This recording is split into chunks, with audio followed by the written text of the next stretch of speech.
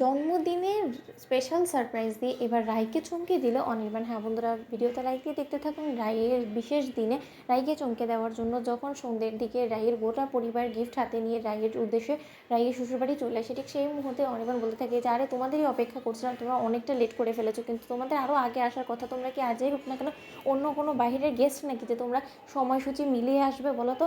আর তার থেকে বড় কথা, লিটল সিস তোমাকে তো কিন্তু বেশ সুন্দর লাগছে। ঠিক সেই সময় স্রোত বলতে থাকে যে আমাকে দেখলেই হবে ড্যাব ড্যাব করে, আমাদের বার্থডে গার্ল কোথায়? বার্থডে গার্লকে তো দেখতে পাচ্ছি না, নাকি বার্থডে গার্ল এখনও পর্যন্ত সেজেই চলেছে। ঠিক সেই সময় অনির্বাণ বলতে থাকে যে না, বার্থডে গার্লকে তো একটু সুন্দর মতন করে তৈরি হওয়ার সময়টা দিতে হবে, তাই না? কারণ আর যাই হোক না কেন আজকে তার বিশেষ দিন, তার বিশেষ দিনে সে যদি সেরকম করে একটু তৈরি না হয় তাহলে কী করে চলো বলো তো?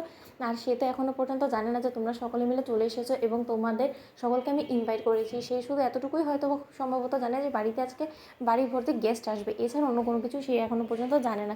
ঠিক সেই সময় যখন রাই বলতে থাকে যে অনির্বাণ এবার কি আমি বেরোতে পারি, তখন স্রোত বলতে থাকে যে কী ব্যাপার অনির্বাণ দাদা ভাই, তুমি কি রাই দিদিভাইকে আটকে রেখেছো নাকি? ঠিক সেই সময় অনির্বাণ বলতে থাকে যে হ্যাঁ, আলবাত ওকে বিশেষভাবে চমকটা দিতে হবে না? ঠিক সেই সময় অনির্বাণ বলতে থাকে যে রাই আমি আসছি। অন্যদিকে নীলু বলতে থাকে যে আদিক্ষেতার আর শেষ নেই। আচ্ছা আন্টি, আপনি আমাকে একটা কথা বলুন তো, এই পার্টিটা তো হিসাব মাফিক অনির্বাণ দাদাভাইয়ের ফেরার উপলক্ষে দেওয়ার কথা, সেটা না করে আপনারা রাই দিদিভাইয়ের জন্মদিন নিয়ে কেন এত আদিক্ষেতা করতে শুরু করে দিলেন? আমার তো সেটাই মাথায় ঢুকছে না। কারণ রাই দিদিভাই তো এমন কোনো বাচ্চা মেয়ে নয় যে ওর জন্মদিন উদযাপন না করলে ও আরও বেশি কষ্ট পাবে। ঠিক সেই সময় অনির্বাণের মা বলতে থাকে যে শোনো, এই আদিক্ষেতাটা না আর যাই হোক না কেন আমার করার কোনো রকম কোনো ইচ্ছে ছিল না, সেটা হলো কি তোমার জামাইবাবুর ইচ্ছে ছিল এবং ওর ইচ্ছাটাই আমাদের ইচ্ছা।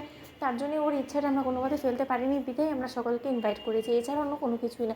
ঠিক সেই সময় স্রোত বলতে থাকে যে কেন রে মেজদি ভাই, তোর এই জিনিসটা সহ্য হচ্ছে না? যেই দেখেছিস যে রাই দিদিভাই সুখের মুখ দেখা শুরু করেছে অমনি তোর জ্বালা উঠে গিয়েছে, তাই তো? ঠিক সেই সময় অনির্বাণ যখন রাইয়ের চোখ বেঁধে রাইকে সকলের সামনে নিয়ে আসে এবং চোখ খুলে দেওয়া মাত্রই রাই সকলকে দেখতে পায়, তখন রাই বলতে থাকে যে বৌমনি, স্রোত, সার্থক, তোরা সকলে এখানে কি মনে করে? ঠিক সেই সময় স্রোত, সার্থক সকলে মিলে বলতে থাকে যে হ্যাপি বার্থডে দিদি ভাই। ঠিক সেই সময় রাই বলতে থাকে যে ও, এবার আমি বুঝতে পেরেছি যে এতক্ষণ ধরে এই জল্পনা কল্পনাই ছিল, তাই না? এটা পূর্ব পরিকল্পিত একটা প্ল্যান ছিল। অনির্বাণই নিশ্চয়ই তোদের সকলকে বলেছে আজ একসঙ্গে হতে সন্ধ্যেবেলা।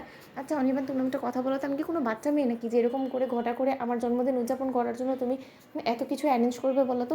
এতে আর যাই হোক না কেন আমাকে তুমি আরও বেশি এম্বারেস করে ফেললে। ঠিক সেই সময় অনির্বাণের মা বলতে থাকে যে শুধু শুধু ন্যাকামো না করে কেকটা কেটে ফেললেই তো পারো, কারণ আর যাই হোক না কেন লোক হাসাহাসি করা ছাড়া তো আর কোনো কিছুই না। তোমারও তো খুব মনে মনে ইচ্ছা ছিল, না হলে কি এরকম করে করে তুমি তৈরি হয়ে এরকম বেশে আসো নাকি, তাই না? তাহলে এখন সকলের সামনে নিজের স্বামীর ঘাড়ে সকল দোষ না চাপিয়ে দিয়ে বরঞ্চ ভালো ভালো কেকটা কেটে ফেলো। অন্যদিকে অনির্বাণ ওর মাকে বলতে থাকে যে আচ্ছা মা, আজকের এই বিশেষ দিনটার মধ্যে মেয়েটাকে কষ্ট না দিয়ে তুমি কথা বললে কি হতো না বলো তো? তুমি শুধু শুধু কেন ওর সাথে মন করো? তো বন্ধুরা, ভিডিওটি ভালো লাগলে লাইক এবং শেয়ার করে সাবস্ক্রাইব করতে ভুলো না।